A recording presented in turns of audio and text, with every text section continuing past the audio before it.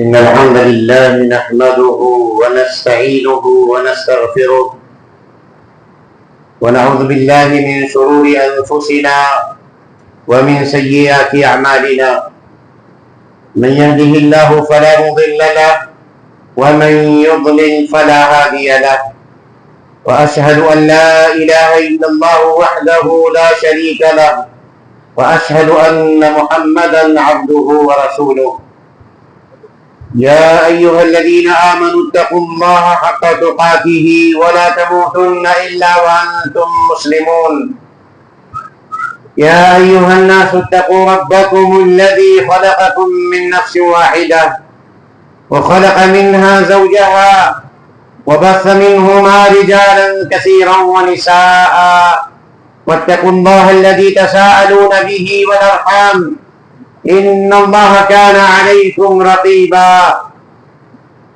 يا أيها الذين آمنوا اتقوا الله وقولوا قولا سديدا يصلح لكم أعمالكم ويغفر لكم ذنوبكم ومن يطع الله ورسوله فقد فاز فوزا عظيما أما بعد فإن أصدق الحديث كتاب الله وأحسن الهدي هدي محمد صلى الله عليه وسلم وشر الأمور محدثاتها وكل محدثة بدعة وكل بدعة ضلالة وكل ضلالة في النار.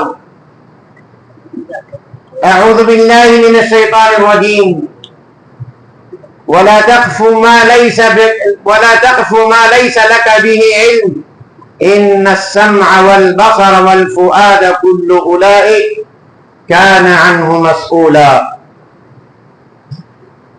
وقال النبي صلى الله عليه وسلم كفى بالمرء كذبا أن يحدث بكل ما سمع. معزز علماء کرام، دینی ملی بھائیوں، بزرگوں، نوجوان ساتھیوں، عزیز بچوں، پیاری مائیں اور بہنوں، اللہ رب العالمین کا بے پایا شکر و احسان ہے کہ خالق کائنات نے ہم انسانوں کو بن مانگے بے شمار نعمتیں عطا فرمائی ہے۔ درود و سلام نازل ہو اس آخری نبی احمد مصطفیٰ محمد مصطفیٰ صلی اللہ علیہ وسلم پر، جنہوں نے ان نعمتوں کا صحیح استعمال ہمیں سکھلایا ہے۔ اللہ تبارک و تعالیٰ کے پیغام کو من و عن ساری دنیا تک پہنچایا ہے، اور ان کے تمام آل و اصحاب پر اور ان کے نقش قدم پر قیامت تک چلنے والوں پر، جنہوں نے اللہ تبارک و تعالیٰ کے اس دین کو اس کے نبی کی سنتوں سمیت ساری دنیا میں عام کیا اور عام کرتے رہیں گے۔ میرے بھائیوں، آج کے اس مختصر سے خطبے میں اخلاقیات سے متعلق ایک موضوع پر کچھ باتیں آپ کے سامنے رکھوں گا، کیونکہ ہم لوگ فطرتی طور پر سماج کو پسند کرتے ہیں، سماج میں رہنا پسند کرتے ہیں۔ اللہ تبارک و تعالی نے ہماری فطرت میں، ہمارے نیچر میں، ہماری طبیعت میں اللہ تعالیٰ نے ایک دوسرے کے ساتھ رہن سہن، ایک دوسرے کے ساتھ مل کے رہنا، ایک گاؤں کے اندر رہنا، سماج میں رہنا ہماری فطرت میں رکھا ہے۔ ہماری طینت میں اللہ تعالیٰ نے یہ چیز رکھی ہے کہ ہم لوگ ایک ساتھ رہیں، ایک سماج بن کر کے، ایک سوسائٹی بنا کر کے رکھیں۔ اب جب ہم سوسائٹی میں رہتے ہیں تو اس میں کیسے رہنا چاہیے، اللہ تبارک و تعالیٰ کی دی گئی نعمتوں کا اس میں استعمال کیسے کرنا چاہیے، اس کے بارے میں بھی جو توجیحات ربانیہ ہیں، نبی کریم صلی اللہ علیہ وسلم کی جو تعلیمات ہیں، اللہ تبارک و تعالیٰ نے جو ہمیں طریقے رہنے کے بتائے ہیں، ان اصولوں پہ ہمیں رہنا پڑے گا۔ اللہ تبارک و تعالیٰ نے جہاں ہمیں بہت ساری نعمتیں عطا فرمائی ہے، ہمارے جسم میں اللہ تعالیٰ نے کچھ ایسی نعمتیں عطا فرمائی ہے، یہ مکمل جسم اللہ تبارک و تعالیٰ نے ہماری نعمت بنائی ہے، اور یہ مکمل جسم اللہ تبارک و تعالیٰ نے اس سے فائدہ اٹھانے کو تو اجازت دی ہے، مگر اس کے غلط استعمال کی اجازت نہیں دی ہے۔ شریعت کے اصولوں پر اللہ تعالیٰ کی نعمتوں کا استعمال کرنا ہے۔ اللہ نے ہمیں بولنے کے لیے زبان عطا فرمائی، دیکھنے کے لیے آنکھیں بنائی، سننے کے لیے کان بنائے، دل دماغ صحیح سالم بنایا، چلنے کے لیے پاؤں، پکڑنے کے لیے ہاتھیں، اور نہ جانے اللہ تبارک و تعالیٰ نے اس جسم کے اندر کتنی نعمتیں ہمیں عنایت کر رکھی ہیں کہ جس کی قیمت کا ہم اندازہ نہیں لگا سکتے۔ کتنی نعمتیں اللہ تعالیٰ نے جسمانی طور پر ہمیں عطا فرمائی ہے، جسم کے باہر رہنے کے لیے گھر اور اتنا پرسکون ماحول، امن اور استقرار کی زندگی، صحیح معنوں میں ہم لوگ جی پا رہے ہیں۔ یہاں شام ہوئی پورے امن کے ساتھ، امان کے ساتھ سو گئے، صبح ہو گئی، یہ ساری نعمتیں ہی نعمتیں ہیں۔ اب ان سے پوچھے جن کے یہاں سے نعمتیں چھن گئی ہوں، اور جسم اللہ تبارک و تعالیٰ نے ہمیں عطا فرمایا، اس کے اندر کتنی نعمتیں۔ کبھی اللہ تبارک و تعالیٰ نے ان نعمتوں کا تاوان آپ سے نہیں مانگا، کبھی ان نعمتوں کا اللہ تبارک و تعالیٰ نے آپ کے استعمال پر بل پھاڑ کر کے نہیں دیا ہے۔ یہ کتنی آنکھوں سے دیکھ لیے، کبھی دیا کبھی بل اللہ تعالیٰ نے نہیں دیا۔ جتنا سن لیے ہو، یہ کان دی، کان میں سننے کی طاقت دی، کبھی بل پھاڑ کے اللہ تعالیٰ نے دیا ہمیں؟ نہیں دیا۔ ایک بلب آپ زیادہ استعمال کر لیجئے، آپ کے بجلی کے بل میں اضافہ ہو جائے گا، مگر ہم جتنی چاہیں اپنی اللہ تعالیٰ کی آنکھ والی نعمت کو استعمال کرنے، کبھی اللہ تبارک و تعالیٰ آپ کے لیے کوئی باؤچر، کوئی بل پھاڑ کر کے نہیں پہنچاتا ہے کہ تم لوگوں نے ہماری یہ نعمت استعمال کی، اس کا بل کیوں نہیں ادا فرمایا؟ ہاں، مگر اللہ تبارک و تعالیٰ نے بل نہیں پھاڑا ہے، مگر یہ امانت کے طور پر ہمیں عطا فرمایا، اس کے بارے میں پوچھے گا۔ ثم لتسألن یومئذ عن النعیم۔ ایک دن آئے گا، ایک دن آئے گا، میدان محشر کی گھڑی ہوگی اور خالق کائنات عدالت کی کرسی پر جلوہ افروز ہوگا، اور تب اللہ تبارک و تعالیٰ کہے گا لمن الملک اليوم، بتاؤ آج بادشاہی کس کی ہے؟ لمن الملک اليوم، آج کون راجا ہے، آج کون بادشاہ ہے؟ اللہ کی طرف سے جواب آتا للہ الواحد القہار، آج اسی کی چلنے والی ہے، آج اس کے سامنے کسی کی چلنے والی نہیں ہے۔ چاہے جتنے بہادر تھے، چاہے جتنے بڑے مالدار تھے دنیا میں، مگر اللہ تبارک و تعالیٰ کے دینے ہی سے مالدار بنے تھے۔ یہ طاقتیں اسی نے نوازی تھی۔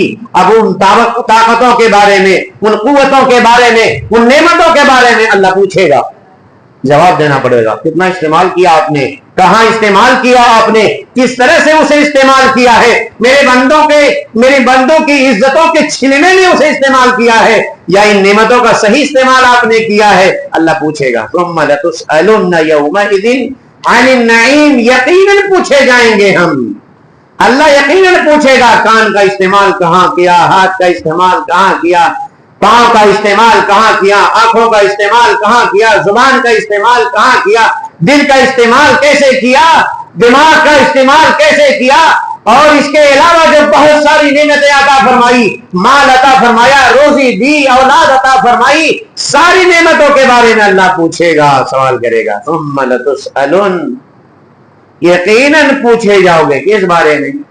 عن النعیم، نعمتوں کے بارے میں، اللہ تعالیٰ نے جو ہمیں نعمتیں عطا فرمائی ہے۔ اس لیے میرے بھائیوں، اللہ تعالیٰ نے یہ جو نعمتیں ہمیں عطا فرمائی ہیں، اس کے استعمال کے بارے میں ہمیں بے حد فکر مند ہونا چاہیے۔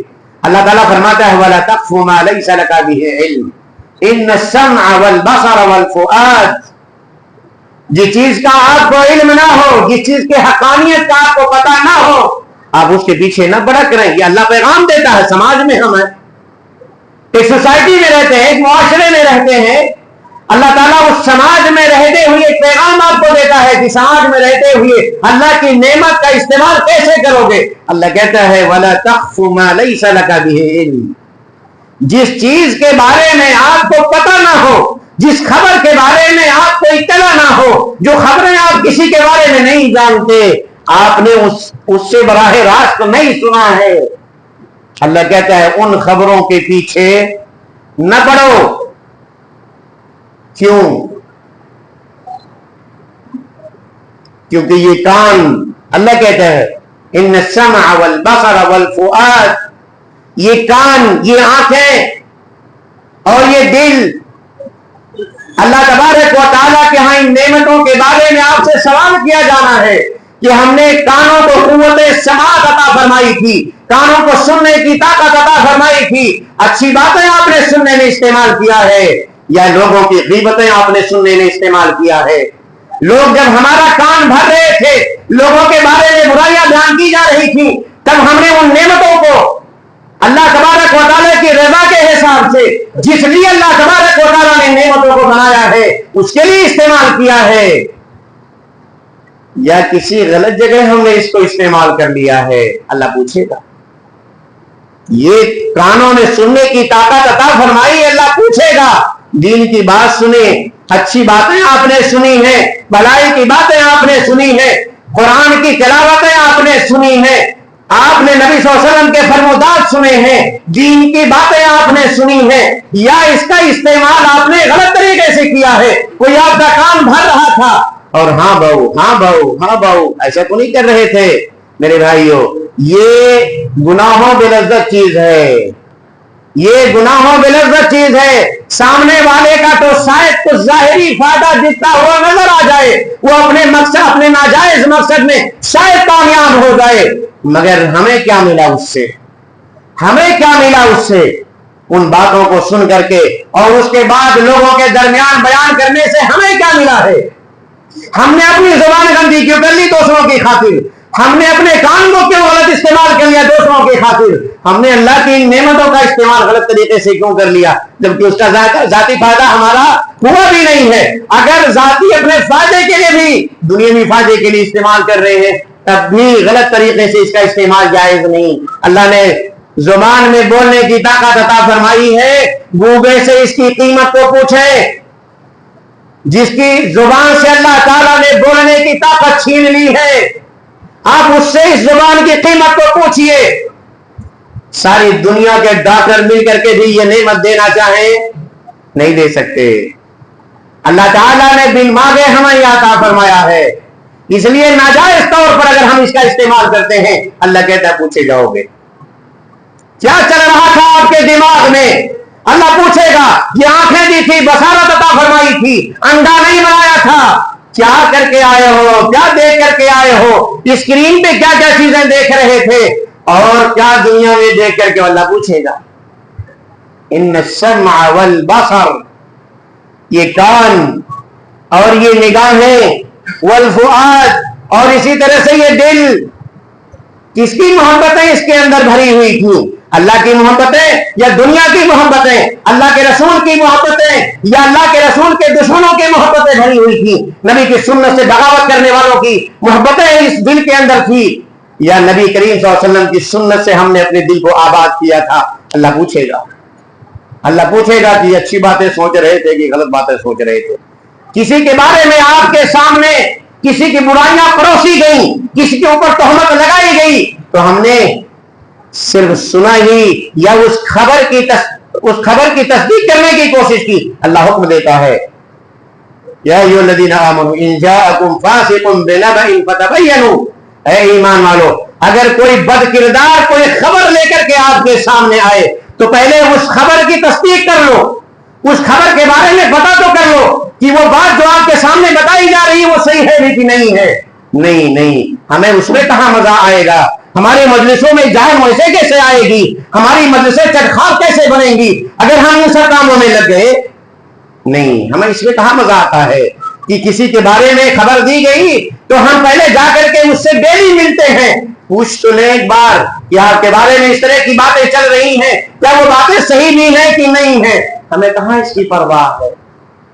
ہم کہاں اس کے بارے میں سوچتے نہیں؟ میرے بھائیو، اگر یہ دنیا آخری ہوتی، اس کے بعد موت کے بعد اگر اٹھایا جانا نہ ہوتا، حساب و کتاب کے لیے ہمیں حاضری نہ دینی ہوتی اور اللہ تبارک و تعالیٰ نے جنت و جہنم کا بیان بنائے ہوتے، تب تو معاملہ یہی جیسے تیسے دنیا کا ختم ہو جاتا، چاہے اچھا گزرے برا گزرے کیسے بھی گزرے، کسی طرح یہ دنیا کاٹ لیتے۔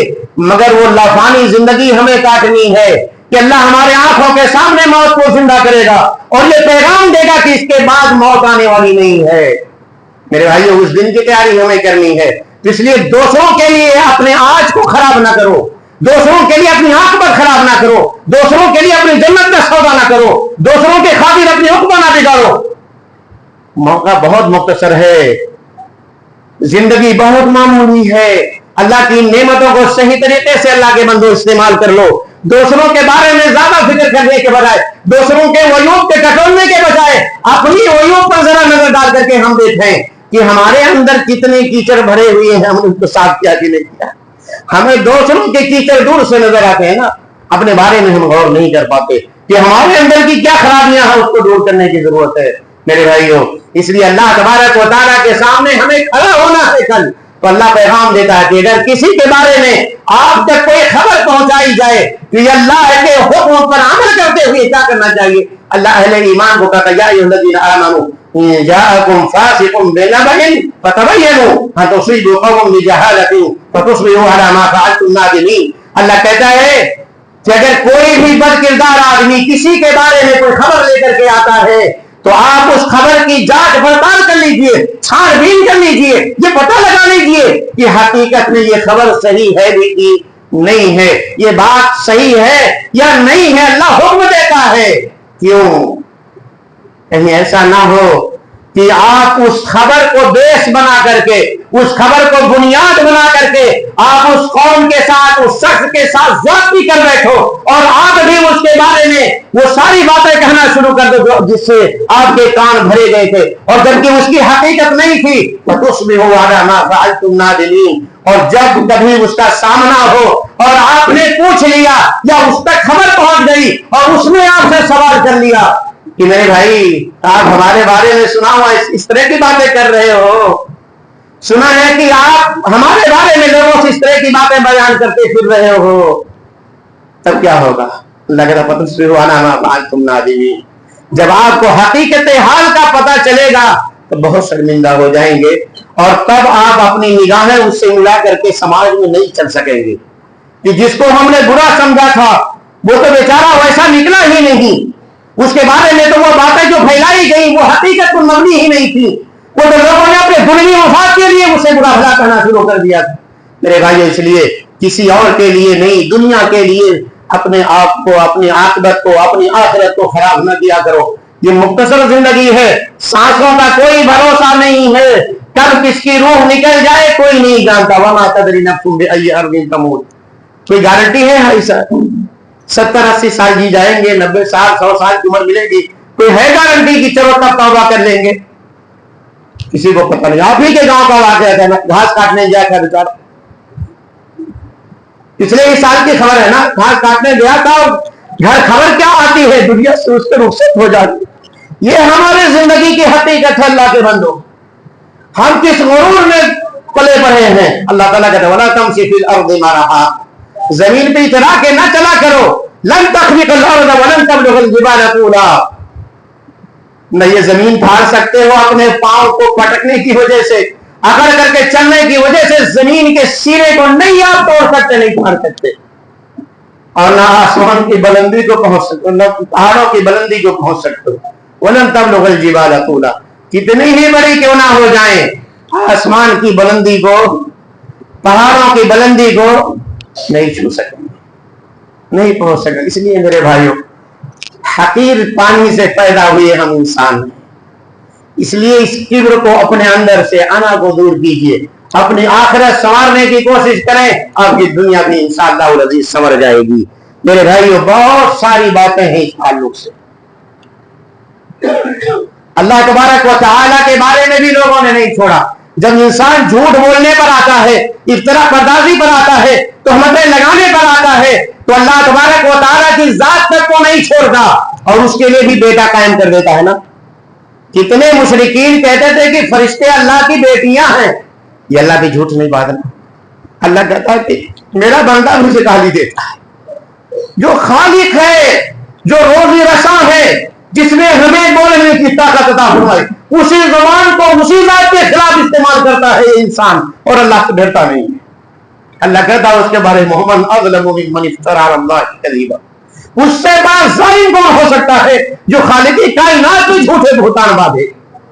اور اللہ تعالیٰ کو اللہ تعالیٰ پہ تو جھوٹ باندھا ہی، اس کے ساتھ شرک کیا، اس کے لیے بیٹے قائم کیے، اس کے لیے بیٹیاں بنائی، اللہ تعالیٰ کو برا بڑا کہا، نہ جانے اللہ تعالیٰ پہ کس طرح کے افتراءات کیے۔ ہمارے نبی کو بھی نہیں لوگوں نے چھوڑا، جنہوں نے سارے لوگوں کے لیے پتھر برداشت کیے اس کو بھی نہیں چھوڑا۔ آپ صلی اللہ علیہ وسلم کی زندگی کے تعلق سے ایک میں بات ذکر کرتا چلوں تاکہ یہ مختصر سبق خطبے کا ہے، کہیں لمبا نہ ہو جائے۔ آپ صلی اللہ علیہ وسلم مدینہ پہنچتے ہیں۔ عبداللہ ابن عبی ابن سلول کا نام آپ لوگوں نے سنا ہوگا۔ کون ہے وہ؟ سارے منافقوں کا سردار۔ نام کتنا پیارا ہے، عبداللہ۔ نام کتنا پیارا ہے، عبداللہ ہے۔ عبداللہ ابن عبی ابن سلول، تاج پوشی ہونی ہے، مدینے کا سردار بننے والا تھا۔ اللہ کے نبی کریم صلی اللہ علیہ وسلم کی آمد ہوتی ہے اور سارے سپنے اس کے چکنا چور ہو جاتے ہیں۔ وہ جو خواب بنے تھے وہ سارے ٹوٹ گئے، بکھر گئے۔ دل میں نبی کریم صلی اللہ علیہ وسلم کے تئیں، آپ کے خاندان کے تئیں، آپ کے گھرانے کے تئیں، آپ کے ازواج مطہرات کے تئیں دشمن نفرتیں پال کر کے دل کو بھرے ہوئے، ہر موقع تلاش کرتا رہتا۔ کیسے پیارے نبی صلی اللہ علیہ وسلم پر جھوٹے بہتان، کیسے آپ کی عزت کے ساتھ کھلواڑ کر سکے۔ اور ایک بار اس سے موقع ہاتھ لگ گیا، غزوہ بنی مصطلق میں اما عائشہ رضی اللہ تعالی عنہ کا واقعہ آپ نے بارہا سنا ہو۔ آپ صلی اللہ علیہ وسلم کی زوجہ مطہرہ، جن کی طہارت، جن کو سلام خالق کائنات بھیجتا ہو، جبریل امین جن کو آ کر کے سلام کرتے ہو، جن کو اللہ تبارک و تعالی نے نبی کریم صلی اللہ علیہ وسلم کی احدیت کے لیے چنا ہو، اس عفیفہ اور طاہرہ پر اس نے زنا کی تہمت لگا دی، اور یہ خبر بھی پورے مدینے میں پھیلا دی گئی۔ اللہ تبارک و تعالیٰ نے جب براءت نازل فرمائی، اللہ کے رسول بھی پریشان ہیں، ان کو جب خبر ہوئی تو بستر سے چمٹ گئے، حالت خراب۔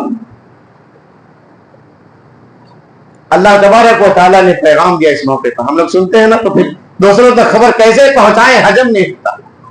اللہ تعالیٰ نے کہا لولا اذ سمعتموہ ظن المؤمنون والمؤمنات بانفسہم خیرا۔ جب یہ خبر ان کے کانوں تک پہنچی تھی اما عائشہ طاہرہ کے تعلق سے، تب لوگوں نے کیوں نہیں یہ کہا؟ لوگوں نے ان کے بارے میں اچھے گمان کیوں نہیں پیدا کیے؟ اور کیوں نہیں سارے لوگ بیوقوف زبان ہو کر کے یہ کہے کہ یہ ساری جھوٹی باتیں ہیں جو اما عائشہ پہ لگائی جا رہی ہیں؟ کیوں نہیں لوگوں نے کہا؟ بلکہ لوگ تو اس کو مدینے میں لے کر کے پھرنے لگے۔ کیوں نہیں لوگوں نے اس خبر کو جھٹلا دیا کہ یہ نہیں ہو سکتا کہ جس شخصیت کو اللہ تبارک و تعالی نے نبی کریم صلی اللہ علیہ وسلم کی عزت کے طور پہ چنا ہو، اس کے اندر داغ کبھی نہیں آ سکتا۔ سوچا کبھی؟ لوگوں نے ظالم نے سوچا کبھی؟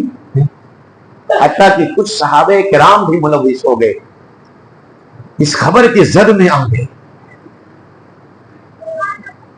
میرے بھائیوں، تو نبی کریم صلی اللہ علیہ وسلم کی زوجہ مطہرہ کے بارے میں خبر بری پہنچائی جاتی ہے، تصبت نہیں کی لوگوں نے، خبر کی چھان بھی نہیں کی، اور خبر کو لے کر کے اڑ گئے۔ ارے سنا ہے، ارے سنا ہے، ارے سنا آپ نے ان کے بارے میں، ایسا سنا آپ نے، آتے چندہ سن۔ وہ تو اما عائشہ رضی اللہ تعالی عنہ کو خبر ہی نہیں ہوئی، کافی دنوں کے بعد جا کر کے جب خبر ہوئی تو زمین پاؤں تلے سے کھسک چکی تھی کہ جس شخص نے جس سے نام جوڑا گیا اس نے صرف انا للہ و انا الیہ راجعون کہا، اور جس کے بارے میں خبر اڑائی گئی ایک لفظ بھی اس نے اس کے علاوہ نہیں سنا۔ کیا بیتی ہوگی اس پاک دامن خاتون کی، کیا بیتی ہوگی میرے بھائیوں؟ اس لیے اللہ تعالیٰ کی یہ نعمت ہے، اس کا غلط استعمال نہ کریں۔ یہ زبان اللہ تعالیٰ کی نعمت ہے، اس کا غلط استعمال نہ کریں۔ اس کی حفاظت پہ تو نبی کریم صلی اللہ علیہ وسلم نے جنت کی ضمانت دے رکھی ہے۔ کہا من یضمن لی ما بین رجلیہ و لحییہ اضمن لہ الجنہ۔ اگر کوئی زبان اور شرمگاہ کی حفاظت کی ہمیں ضمانت دے دے، میں جنت کی ضمانت اس کے نام کرتا ہوں۔ میرے بھائیو، اس لیے کسی اور کے خاطر اپنی آخرت نہ خراب، اپنی دنیا ہی بنانے کے لیے، اپنے ہی لیے ان نعمتوں کا غلط استعمال نہ کریں، کیونکہ اللہ تبارک و تعالیٰ کو ہاں جواب دہ ہونا ہے۔ آئیے ایک واقعہ کو سنا کر کے اور اپنا یہ خطبہ ختم کرتا ہوں۔ اقول قولی ھذا استغفر اللہ لی ولکم ولسائر المسلمین فاستغفروہ انہ ھو الغفور الرحیم۔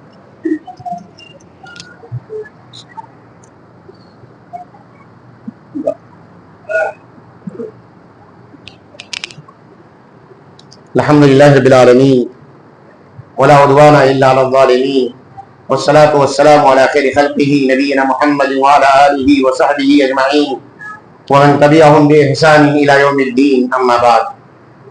میرے دینی میری بھائیو، میں آپ سے یہ کہہ رہا تھا کہ اللہ کی یہ نعمتیں ہیں، اس کا صحیح استعمال ہم کریں۔ اللہ تعالیٰ نے یہ جو کان، آنکھیں، زبان، دل اور بہت ساری نعمتیں عطا فرمائی ہے، اس کو امانت سمجھ کر کے اس امانت کو صحیح طریقے سے ادا کرنے کی کوشش کریں۔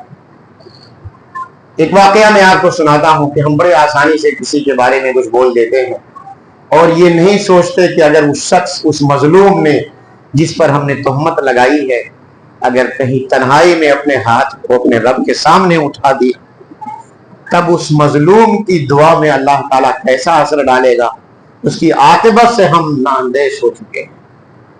میرے بھائیوں، وہ مظلوم ہے جس کے بارے میں، جس پر ہم تہمتیں لگا دیتے ہیں، جس کو بدنام دیتے ہیں، وہ مظلوم ہے، اور اگر مظلوم اپنے ہاتھ اٹھاتا ہے تو نبی کریم صلی اللہ علیہ وسلم کے فرمان کے مطابق کہا اللہ کے نبی، اتقوا دعوت المظلوم فإنہ لیس بینہ وبین اللہ حجاب، مظلوم کی بد دعا سے بچو کیونکہ اس کے اور رب کے درمیان کوئی پردہ حائل نہیں ہو۔ حتیٰ کہ اگر مظلوم کافر ہے اور ظالم مسلمان ہے اور اس کافر مظلوم نے اپنے ہاتھ اٹھا دیے، اپنے اس ظلم کی دہائی دے کر کے، اپنی مظلومیت کو خالق کائنات کے سامنے رکھ کر کے، اللہ کی قسم آسمان کو چیرتی ہوئی اس کی وہ دعا اس کے حق میں، اس کے خلاف جا کر کے لگتی ہے۔ ہم نہیں سوچتے، زبان چلانے سے پہلے، کسی کے بارے میں سننے سے پہلے سوچئے گا ضرور۔ آئیے ایک واقعہ سنتے ہیں صحیح بخاری کے اندر۔ امام بخاری رحمۃ اللہ علیہ نے 755 نمبر کی ایک حدیث ہے یہ، اس کے اندر ایک واقعہ ذکر کیا ہے امام بخاری رحمۃ اللہ علیہ نے، حضرت عمر ابن خطاب رضی اللہ تعالی عنہ کے خلافت کے زمانے کا۔ اگر اس قصے میں اگر آپ کو کچھ بھی سیکھ مل جائے گی تو میرے بھائیوں، لوگوں پہ تہمتیں لگانا، لوگوں کی تہمتیں سننا، لوگوں کی برائیاں سننا چھوڑ دیجیے گا۔ ہم لوگ تو اپنے سگے بھائی کی برائیاں کرتے پھرتے ہیں، بھائی تو دور کی بات ہے، اپنے ماں باپ کی برائی کرتے پھرتے ہیں، اپنے ماں باپ کی غیبتیں کرتے پھرتے ہیں، جنہوں نے کندھے پر بیٹھایا ہے تب دنیا دیکھ پائیں، ان کی بھی ہم برائی کرتے پھرتے ہیں۔ یہ سنیے گا، امام بخاری رحمۃ اللہ علیہ قصہ ذکر کرتے ہیں کہ عمر بن خطاب رضی اللہ تعالی عنہ کی خلافت کا دور ہے، اور عمر بن خطاب رضی اللہ تعالی عنہ نے کوفہ کا امیر سعد ابن ابی وقاص رضی اللہ تعالی عنہ کو بنا کر کے بھیجا۔ حضرت عمر بن خطاب رضی اللہ تعالی عنہ بھی جنتی، مسلمانوں کے دوسرے خلیفہ ہیں، اور دنیا ہی میں جنت کی خوشخبری سنائی گئی، اور حتیٰ کہ نبی کریم صلی اللہ علیہ وسلم نے یہ کہا کہ اگر میرے بعد کوئی نبی ہوتا تو عمر ہوتے، مگر میرے بعد کوئی نبی آنے والا نہیں جس کا یہ مقام ہو۔ انہوں نے ایک آدمی کا انتخاب کیا کوفہ والوں پر حکمرانی کے لیے، والی بنا کر کے بھیجا، وہاں کا گورنر بنا کر کے بھیجا۔ کن کو؟ ایک جنتی صحابی کو، جن کے بارے میں بھی نبی کریم صلی اللہ علیہ وسلم نے جنت کی خوشخبری سنائی ہے۔ وہ صحابی سعد بن ابی وقاص ہیں، اکیلے سارے صحابہ میں جن پر نبی کریم صلی اللہ علیہ وسلم نے اپنے ماں باپ دونوں کو قربان کیا ہے۔ غزوہ احد کا موقع ہے، اللہ کے رسول تیر نکالتے جاتے اور کہتے ارم فدا کا ابی و امی، اے سعد آپ تیر چلاؤ، میرے ماں باپ آپ پہ قربان ہو جائیں۔ یہ مقام کسی اور صحابی کو نہیں ملا، کسی صحابی کے لیے نبی صلی اللہ علیہ وسلم نے یہ نہیں فرمایا کہ میرے ماں باپ دونوں آپ پہ قربان ہو۔ یہ سعد ابن ابی وقاص رضی اللہ تعالی عنہ اکیلے صحابی ہیں جنہیں یہ مقام عطا فرمایا اللہ تعالیٰ نے۔ جنتی ہیں، جنت کی خوشخبری دنیا میں انہیں سنائی گئی، اور دل کے اتنے پاک صاف آدمی کہ 3 بار نبی کریم صلی اللہ علیہ وسلم نے مسجد میں ایک بار بیٹھے ہوئے 3 بار جنت کی 3 دن تک لگاتار ایک جنتی آدمی کے آمد کی خوشخبری سنائی. صحابی جو دروازے سے آئے گا جنتی ہوگا. تینوں دن وہی صحابی آئے تھے، ان کو کوفہ کا گورنر بنا کر کے بھیجا گیا. لوگوں نے عمر ابن خطاب رضی اللہ تعالی عنہ کے پاس ان کی شکایت کی، اور اتنی خطرناک شکایتیں، ایک بھی صداقت پہ مبنی، افطرا پردازی، جھوٹ گڑھا. کہا کہ اسے نماز ہی پڑھانا نہیں آتا. سوچو، ایک جنتی صحابی ہے جس کے قدم زمین پر ہے اور جس کے تذکرے آسمانوں پہ ہو رہے ہیں، جن کا مقام اللہ تبارک و تعالیٰ نے اتنا بڑھایا ہے کہ جن کے قدم دنیا میں ہیں اور جنت کی خوشخبری نبی کے زبان سے سنائی گئی، اس کے بارے میں لوگ کیا خبر پھیلا رہے ہیں؟ نمازی کان لا یحسن یصلی، نماز اچھی طرح سے انہیں پڑھانا نہیں آتا، یہ اچھے طریقے سے نماز ہی پڑھانا نہیں جانتے. شکایتیں بھیج کر کے عمر بن خطاب رضی اللہ تعالی عنہ نے سعد بن وقاص کو معزول کیا، انہیں بلا لیا، اور عمار بن یاسر رضی اللہ تعالی عنہ کو بھیجا. مگر یہی اللہ تبارک و تعالیٰ کے حکم پہ دیکھیں عمر رضی اللہ تعالی عنہ نے کیسے عمل کیا کہ کسی کے بارے میں خبر آئی تو اس کو نہیں مان لیا، اس لیے کہ وہ جانتے ہیں کہ جس کو ہم نے بھیجا ہے وہ جنتی ہے، اور نبی کسی کے بارے میں جنت کی خوشخبری سنائے وہ کوئی غلط نہیں ہو سکتا ہے. یقین ہے خبر آ گئی. عمر بن خطاب رضی اللہ تعالی عنہ نے کسی ایک آدمی کو یا بہت سارے لوگوں کو کوفہ بھیجا کہ جائیے پتہ لگائیے کہ ان کے بارے میں جو یہ خبریں پھیلائی جا رہی ہیں اس کی حقیقت کیا ہے. صحیح بخاری میں ہے، صحیح حدیث ہے، یہ کہتے ہیں کہ ساری مسجدوں کو چھان ڈالا گیا، ہر مسجد میں جاتے اور ان کے بارے میں سوال کرتے، ہر کوئی ان کی تعریف کرتا نظر آتا کہ سعد ابن ابی وقاص کیا اچھے بھلے آدمی ہیں، ہر کوئی ان کی تعریف کرتا پھرتا. ایک قبیلے میں پہنچتے ہیں بنو عبس کے اندر، قبیلے بنو عبس کے اندر پہنچتے ہیں، اور جب وہاں ان کے بارے میں سوال کیا گیا تو اسامہ ابن قتادہ جس کی کنیت ابو سعدہ ہے کھڑا ہوا اور کہا کہ اللہ تبارک و تعالیٰ کا واسطہ دے کر کے پوچھتے ہو تو پھر سنیے، جس آدمی کو آپ نے ہمارے علاقے کا گورنر بنا کر کے بھیجا تھا اس کو تو نماز بھی پڑھانی نہیں آتی، جس آدمی کو آپ نے ہمارے علاقے کا گورنر بنا کر کے بھیجا ہے اس آدمی کی حالت یہ ہے کان لا یسیر فی السریہ، وہ جہادوں میں شرکت نہیں کرتا، وہ جنگوں میں شرکت نہیں کرتا ہے، بزدل آدمی ہے. اور جب مال غنیمت کے تقسیم کی بات آتی ہے تو لوگوں کو ان کے حقوق ادا نہیں کرتا، خیانت کرتا ہے. اور یہی نہیں، ججمنٹ کی بات آتی ہے، فیصلے کی بات آتی ہے تو وہ انصاف نہیں کرتا. بڑے بڑے 3 الزام لگائے. سعد ابن ابی وقاص جنتی صحابی سنتے رہے، یہ ساری تہمتیں سنتے رہے. اس کے بعد عمر ابن خطاب رضی اللہ تعالی عنہ کے پاس آئے. عمر ابن خطاب رضی اللہ تعالی عنہ نے دریافت کیا یہ باتیں آپ کے بارے میں بتائی گئی، کیا جواب ہے؟ کہا اللہ کی قسم، کہا اللہ کی قسم، جنتی صحابی کو دنیا میں لوگوں کے سامنے کھڑا ہونا پڑتا ہے، یہ ہے دنیا. کہا اللہ کی قسم میں ان لوگوں کو نبی کریم صلی اللہ علیہ وسلم کی نماز پڑھاتا تھا، ایسا کی نماز پڑھاتا جس طرح اللہ کے رسول صلی اللہ علیہ وسلم ایسا کی نماز کی پہلی 2 رکعتوں کو لمبی کرتے میں بھی اسی طرح پڑھاتا، دونوں آخری کی 2 رکعتوں کو اللہ کے رسول مختصر کرتے میں بھی اسی طرح ان کو پڑھایا کرتا تھا. میں نے نبی کریم صلی اللہ علیہ وسلم کی نماز پڑھائی ہے.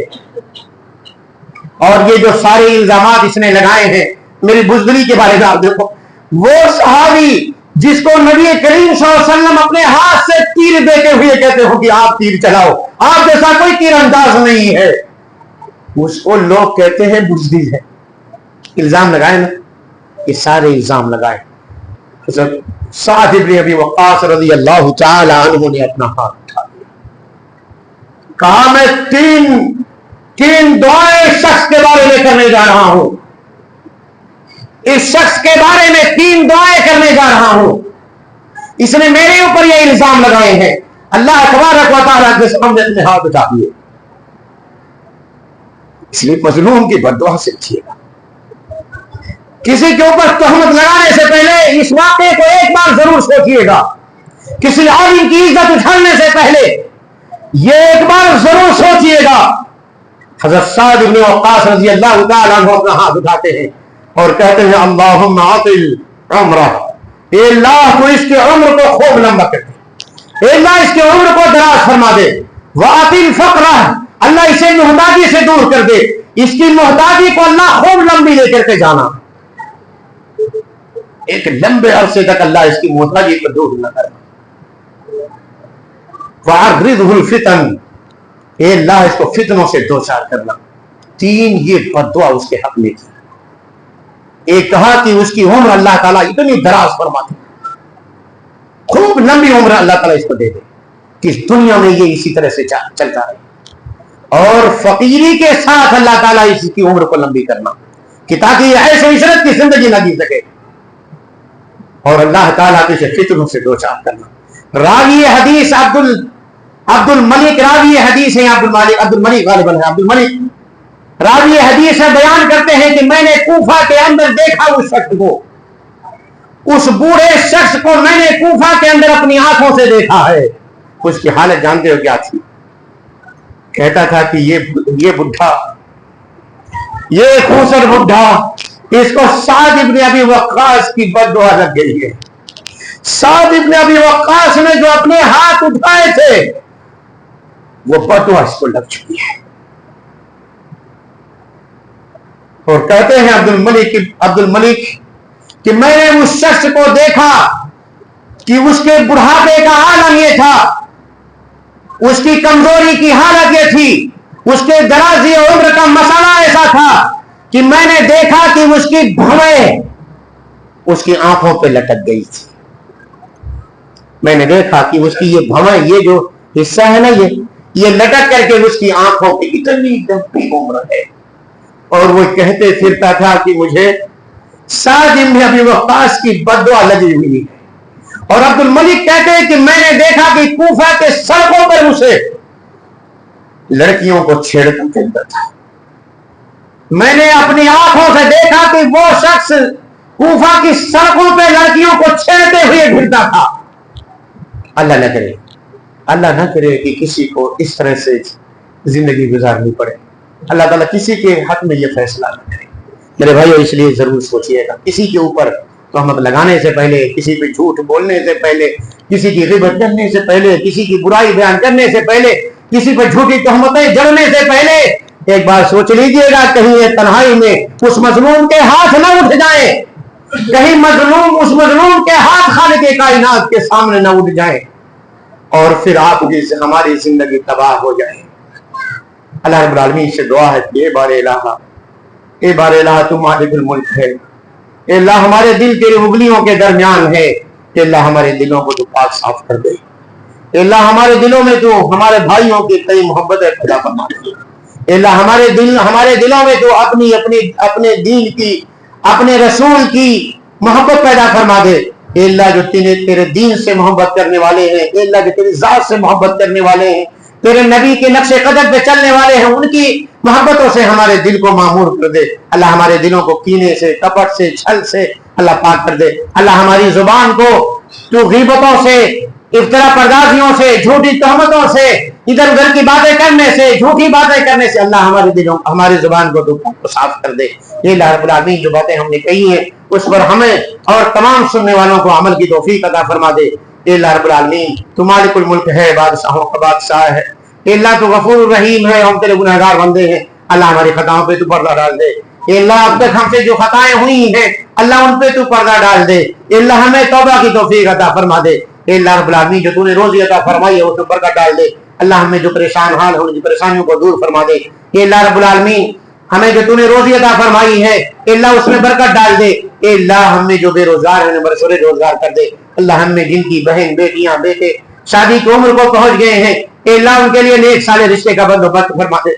मौला हमें जिनके वालिदैन दुनिया छोड़ के चले गए अल्लाह उनके कब्रों को नूर से भर दे, उन्हें अज़ाब कब्र से महफूज कर दे। जन्नत की खिड़कियां अल्लाह उनके लिए खोल दे। اے اللہ رب العالمین اور جن کے والدین باحیات ہیں انہیں اپنے دین پر قائم و دائم رکھتے ہوئے اے اللہ ان کی خدمت کی توفیق عطا فرما دے. اے اللہ انہیں صحت و تندرستی عطا کرتی ان کی عمر میں برکت عطا فرما دے. اے اللہ یہ تیرے بندے ہیں جو تیرے دین کی بات سننے کے لیے تیری عبادت کے لیے تیرے گھر کو آباد کیے ہیں. اے اللہ رب العالمین ان کی حاضری سے تو جنت الفردوس کو آباد کر دے. اے اللہ یہ تیرے بندے ہیں تیرے کمزور بندے ہم سب ہیں مولا. اے اللہ ہمیں مانگنا نہیں آتا تجھے دینے کا سلیقہ آتا ہے. اے اللہ ہم تجھی سے مانگتے ہیں اے اللہ تو ہماری جائز مرادیں پوری کر دے. ان اللہ وملائکتہ یصلون علی النبی یا ایھا الذین آمنوا صلوا علیہ وسلموا تسلیما. اللهم صل علی محمد وعلى آل محمد كما صليت على ابراہیم وعلى آل ابراہیم انك حمید مجید.